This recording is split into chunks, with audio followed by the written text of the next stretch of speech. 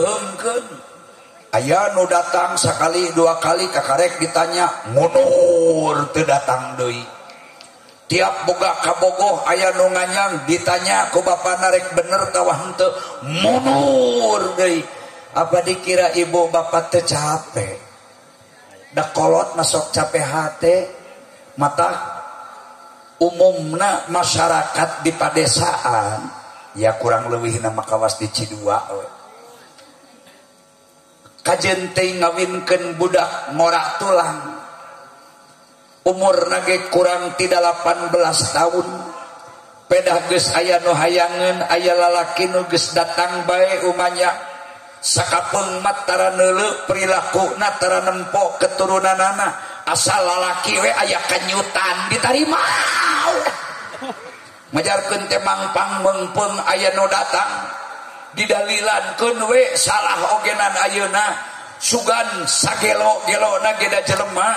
batu ge teuas bisa dibentuk dijieun cowet dijieun tatapakan bisa dipake ukiran bisa dijieun marmer dijieun batu muka komo ieu jelema sugan we isuk pageto marobah padahal judul nama inung bapa haripet ku teu teureun bari budakna teh keur sakola can tamat mun di pasantren kakarek cohet manya budak sanawiyah kelas 2 rek dikawinkeun itung atuh umurna ge masantren kakarek satahun leuwih sabulan pada geus aya nu nanyaan teu bebeja acan ka ajenganna ogenan ka guruna nyaho datang benyukeun izin pun anak bade ditikahkeun cenah ditempo teh budakna can becus nginum acan Gusti eta geus dikawinkeun ngaranna teh nu kitu mah kolot tikorokotokeun ari ngawinkeun mah kudu bunga masuk kudu tapi kudu ningali tenggang waktu heula memang ari nikah mah teu diukur ku umur Pak menurut syariat ajaran Islam boro-boro awewe umur 15 tahun 16 tahun atau umur 17 tahun sandadan standar pemerintah mah awewe minimal batas umurna teh 18 tahun eta mah batas aturan kebijakan pemerintah. Ya budak sekolah sanawiyah kakarek kelas 2 atau kakarek bisa nginum geus alhamdulillah biung geus bisaeun omeh nu bener geus apaleun can jampe adus geus bisaeun can cara adus nu bener ieu mah teu kaop aya lalaki nu hayangeun win we dikawinkeun leuheung lamun tuluy di bawah bunga ka dituna kumaha lamun hirup kahareupna di bawah sangsara umur 40 tahun teh geus siga monyet jengkoleun teu puguh potongan mata dekok siga mobil kol tahun 73 susu lahir 18 katepeleun unggal poe abres ka sawah komo keur usum ngaramet usum panen kuku teh pinuh ku cipeureu bintis siga bonteng suri kareup kekeongeun ka tukang roromeheun bajuna lain baju nu mahal ukur sakadar tutup aurat sing lebar ka budak puluh-puluh bunga ge aya pijodohna itung budak sinaboga pangalaman heula bekali heula ku ilmu bekali heula ku wawasan agama Islam sing bisaeun maca Quran nu bener sing apaleun hukum head nu bener sing bisaeun adus nu bener sing bisaeun masak nu bener ulah ari prung boga salaki dangdan mah bisa ngan teu begug ngejo tetapi pesaseaeun rumah tangga kitu mah ya kesebutna zaman ayeuna ari dangdan bisa ari masak awet teu bisa teu becus ngaulaan salaki titah numis japuh teu bisa titah ngaliwet gigih keneh wae teu bisa da teu apal ilmuna salaki hayang pelas bingung kudu kumaha ti mana mimitina ye kawin mah kudu ngan bekali diri budak memeh di rumah tanggakeun ku ilmu pengetahuan tauhid dasar fikih dasar tasawuf dasar sing apaleun dina tata cara hirup sapopoe ulah pedah mengpeung aya nu hayangeun tanpa dihitung heula ku indung bapana win we dikawinkeun kalau tikoro kotokeun geus hayang geurang ngawinkeun mengpeung aya nu daekeun najan ngaji can bisaeun loba kan rumah tangga ancur-ancuran kakarek 2 tahun teh geus bubar we maklum lalaki oge dan budak keneh beger kakara umur rumah tangga 2 tahun 3 tahun gampang kapincut ku awewe sejen nyaba we ka belah kota pleng we sataun teu mantog-mantog aya bejana geus kawin deui we sakit apa henteu kira-kira ibu perasaan ya pasti sakit makanya kembali karena pokok persoalan syukuri memang nikmat dan nikah teh bagian tina nikmat dunia tapi sanajan nikah kudu upayakeun aya usaha pembekalan diri komo lamun nepi ka budak umur dewasa alus lamun istri umur 20 tahun tong waka dikawinkeun keun we masing aya lalaki nu hayangeun ogenan mun ibu bapak yakin bahwa jodoh minallah awewe madagangan Allah sing percaya diri engke ge jodoh nama bakal datang ku sorangan tah abdi ge lalaki sakitu bebas milih lalaki mah bebas milih nu deong nu pengkor ge wasa lalaki sinakeun awewe mah rek milih ya sebutna awewe mah dulang pinande cicing we mun dina parabot mah awewe mah kawas bubu terang bubu teu paragi ngalalauk disolokan geuningan dipasang diangna ti wetan ngadaguan nu asup naon we pas sore dipasang make parab make eupan isuk-isuk diteang kudu boga bubu wah begitu diangkat teh ayaan alhamdulillah tapi diketrukeun teh beda-beda keuyeub innalillahi orai kadut naudzubillah min dali aya betok rada leuheung ieu mah jair nila jeung nilem jaba gede alhamdulillah ulah protes dangarana ge bubu ari bubu mah saha we nu ridho liwat kadinya kabeneran bisa asup teu bisa bijil ari lalaki makan rata-rata rek milih nu kumaha we ge wasa lalaki mah dari kawin malalaki awewe mah malin kawin dikawin ari awewe bo abdi mah sakitu lalaki da yakin jodoh mati Allah abdi mah sugan pernah neneangan awewe kawas batur hayang boga kabogoh pipikiran abdi mah kieu mun boga kabogoh di aku lebaran teu barang bere era komo rusuh geus kaburu ngahitbah geus ngalamar geus nanyaan mah ari ngahitbah teh sanajan can dikawinkeun satengah tina rumah tangga anger we aya kasebutna teu barang bere masieun dicap lalaki korek mata abdi mah boga prinsip baheula teh memeh kawin cek abdi ka abdi aing memual neangan awewe da geus percaya jodoh mati Allah ngadaguan aya nu datang aing rek bertahan we ek boga pamajikan teh cek abdi ieu mah aing mah hayang awewe nu datang we ke mun awewe datang mah urang bebas milih bisa jual harga bertahan kurnya we kabeneran abdi mah lain ari awewe nu datang mah eueuh ngan ku almarhum abdi keur masantren di Manonjaya di Wajengan ku Wajengan dipanggil ka Paimaran tas salat isya beb ka dieu dagoan di Paimaran kana pangeras manggilna wah cek abdi pasti titah mencetan lamun teu mencetan isuk titah nganterkeun surat teh geus biasa mah kitu isuk surat anterkeun ka si anu jam 7 kudu geus nepi tong ngakabalik satungtung can dibaca sina dibaca heula kudu dikirim suratna atawa pang mencetankeun geus biasa can kulem mah can eureun terus wae mun tos kulem eureun aya harita mah lain ka masjid teh dia can dagoan ka Paimaran Ai ditaroskeun teh manawi aya pikir saeunaon. Isuk cenah si lain kuda wekek dikawinkeun nya. Iraha wa isuk kawin wa heuh kasaha cek abi mah kawewe kehet kawin sia mah lalaki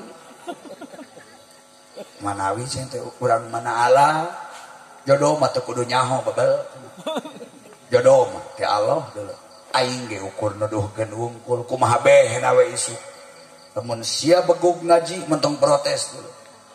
geus kumaha behna we isuk kada we ketulkeun pokona eta mikir cuy ari bungah mah aya sabab rek manggih daging atah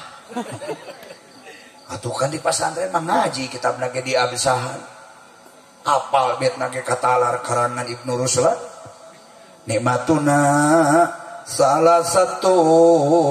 fal tu'tabar lamsun wa qublatun wa idkhalul dzakar nikmat urang sadayana ayatilu nyabak nyium jeung ngasupkeun si bentelu ayeuna we maca unggul nyabak awewe can ngajaran rek nyabak saha ngaran di pasantren cuk cabak baru teu dibulak baku awewe oge kebogohan lagi teu boga nyium komo boro-boro nyium hayangnya pakai susah ngasupkeun si bentelu tah eta nu sok didambakeun ku jelema kayang nafsu ya da abdi ge manusia apa jujurlah abdi rek dikawinkeun teh aya rasa atoh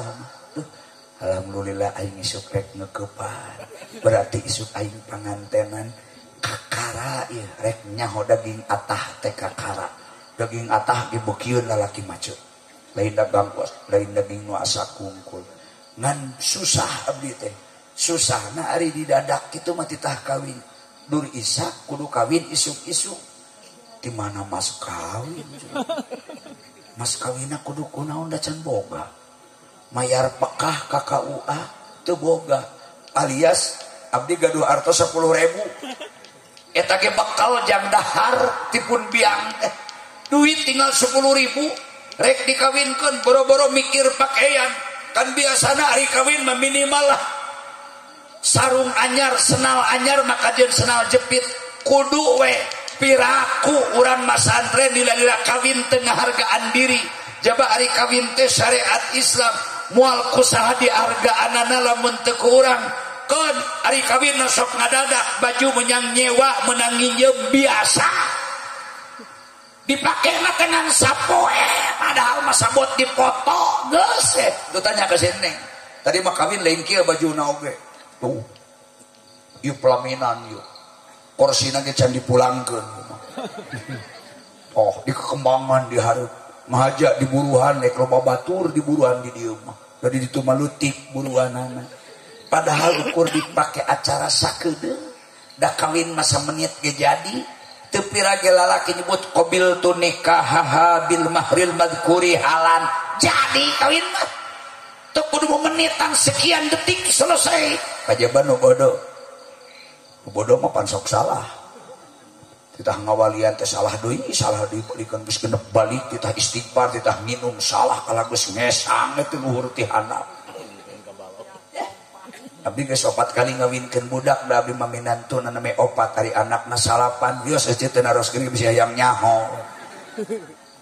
aing mah sakacemprang ngawinkeun tinggal ya fulan bin fulan ankahtuka wa zawwajtuka binti ismuha sebut ngaranna li nafsika bimahri alatis sholati halan cek lalakina bubuhan santri qabil tu nikah bil mahri madhkuri halan selesai kawin tapi nu susah lain kawin membangun membentuk rumah tangga setelah akad nikah ulah dianggap enteng kawin teh nu jago kawin mah usum pepegatan mah pegah teh aki-aki ini harus saja mata kukang jeung Nabi Muhammad SAW diajarkan sing percaya diri kumandal ka Allah Ta'ala. Ilmu lebih penting daripada rumah tangga. Da alus teh kawin teh lamun matak ngadongkrak kana nilai ibadah. Ari geus boga pamajikan boga salakit tuluy ibadahna kenor ngaji ngurangan moal matak alus ieu mending lelengohan asal bisa ngajaga diri. Nepi ka abdi mah kitu pipikiran teh moal kawin. Satungtung awewe nu lain nu datang aing moal kudu deneangan awewe lah. Geus mending awewe nu datang we puguh-puguh milihna kira-kira kaharti ku aing ditarima teu kaharti moal. Ari teh kuwa ajengan isuk cenah kawin. Doa teh abdi teh bingahna mah bingah mung nyuhkeun waktu sadinten. Da inget abdi teh kawin tadi kawinkeun teh Puerbo tanggal 22 bulan Mei. Abdi minta waktu nepi ka Kemis. Syukur lamun ditikahkeun Jumaah. Ami aya tempo waktu 2 poe. Ek naon cenah si laing. Make hayang mundur sapoe isuk kawin cenah Kemis kawin kehe. Geus isuk cenah ami pugu. Abdi teh teu gaduh kanggo mahar. Teu gaduh kanggo mas kawin. Masing sah ge mas kawin ku maca Fatihah. Atuh izin abdi mas kawin ku Fatihah siga ngarendahkeun pisan kamiskinanana. Ya bade milarian we abdi aya waktos masa dinten bade unjukan kapun bapak kapun biang sugan aya kanggo bekalna kedah gaduh artos kanggo mayar bekah teras gaduh kanggo mas kawin mangga abdi mah moal nolak ditikahkeun ku guru. Alhamdulillah lamun kitu ge matak kitu ge guru maridoeun itung-itung mulang tarima. Abdi saumur belasan tahun masantren teu pernah nyieun kahadean ka guru. Burak bere paling tipun biangan saeutik barang teu pira moal katanding moal kabeuli ku duit ratusan juta. Ilmu teu segala-galanya. Ayeuna guru hayang ngawinkeun abdi doraka temenan. Lamun guru merasa sakit hati pedah ku abdi dinyerikeun bari padahal teu perege titah kawin. Tak abdi mah seren diri we mangga abdi mah bujeng-bujeng ka awewe. Mesin kadoma ge kawin teh lamun aya mah dina Islam lalaki kawin kadoma arek abdi mah bener cenah. Lamun dina agama Islam lalaki jelema meunang kawin kadoma halal seg dimenangkeun dina syariat Islam. Guru indung bapa ridhoeun abdi mah asal manfaat ilmu berkah hirup arek. Oh iya bareng kawin kadoma teh mah ngalamun. Bakat ku tapwid abdi mah ka guru. Lirokrak di Jawaan lain kultus ka guru teh ngan hayang ilmu manfaat hayang ilmu berkah hese kan salah sahijina ilmu bakal manfaat jeung barokah milik rezeki teh lamun didoakeun ku guru ngaji alabatan didoakeun ki indung bapa teges atak daek we bari teu nyaho awewena teh minggu sacenah isuk ku dewek di mas kawinan. Mas kawin ku dewek pangmayarkeun da wajaran sok kitu ku dewek dipangmayarkeun pekahna dipangmayarkeun pakaian sapangadeg sakalian akad ku dewek geus disiapkeun asal sia daek sia manyahot tumpak ke cenah kehe atuh mangga ari kitu mah keur heueuh we isukna teh kawin mandrek init di pasantren dicarekan heula ku almarhum bobo kehem sia rek mantong ka mana sia teh ngajelok bebo abdi ditunjuk lorek anjeunna raraina dugi ka geuneuk beureum tanda amakna dinas cek hate teh nah kapan sore titah kawin ayeuna rek kawin dicarekan jaba dinas nyarekan teh abdi sadar pasti aing aya nu salah da piraku ajengan ujug-ujug nyarekan gede ngamuk kecuali abdi nu dititah kawin aya kasalahan darek dibanting ku gelas lumpat we abdi cicing di kantor pasantren sorangan kan batur kieu mikiran diri kawin moal teh kawin moal keur ngalamun aya tulisan dina kertas karton di kantor teh piil kabagi 2 sulasi jeung rubai Sulasi rubai ke masing-masing kabagi 2 mujarod jeung mazid. Mujarod mazid 2 nana kabagi 2 salim jeung guer salim. Cek ilmu sorof mah piil teh jumlahna 8 we pokona. Eta ku abdi di pikiran ari piil teh pagawean. hirup teh ku Allah titah digawe. I'malu aya sabaraha kali mana Quran i'malu teh di antarana i'malu fasayarallahu amalakum wa rasuluhu wal mu'minun. Hirup kudu bekerja, hirup kudu digawe. Islam mah agama gawe, lain agama ngalamun. Dina Islam mah hirup teh kudu kreatif. Cek abdi eta mah ka abdi, ieu teh pasti bahasa waliullah, bahasa ulama. Ari sulasi 3, ari rubai 4, ari tilu mah iman, Islam, ihsan, mukmin, muslim, muhsin. Lamun di negara ulama umaro rahaya, lamun na rumah tangga salaki pamajikan anak, lamun dina umur nu enggeus nu eukeur nu arek kabeh ge tilu-tilu. Lamun keur masang mic sound system sok dicoba heula tes mic 1 2 3. Jarang anu nyebut tes mic 7 8 salapan, jarang. Oh cek abdi hirup teh cukup ku iman jeung Islam, kakarek naik harga lamun nepi ka ihsan. Pangluhur-luhurna nilai hirup di hadapan Allah, lain ukur ngaku mangeran ka Allah, tapi hirup kudu mukmin, kudu jadi muslim, malah kudu muhsin. Kakarek darajatna luhur. Ari mujarrad hantina wungkul eueuh nanaonan eueuh tatambahan. Kalimat mujarrad asal katana tina tajarrudul qalbi anil khalqi. Hartina kudu ngosongkeun hate ti makhluk. Hirup teu alus pupuntangan ka jelema. Nyarane regreg boga indung bapa aya maotna, regreg hate boga pakaya aya beakna, jongjon hate boga kedudukan aya pensiunna, jongjon gawe pedah boga duit aya leungitna. Tapi jongjon hate ka Allah Ta'ala eta hirup nu bakal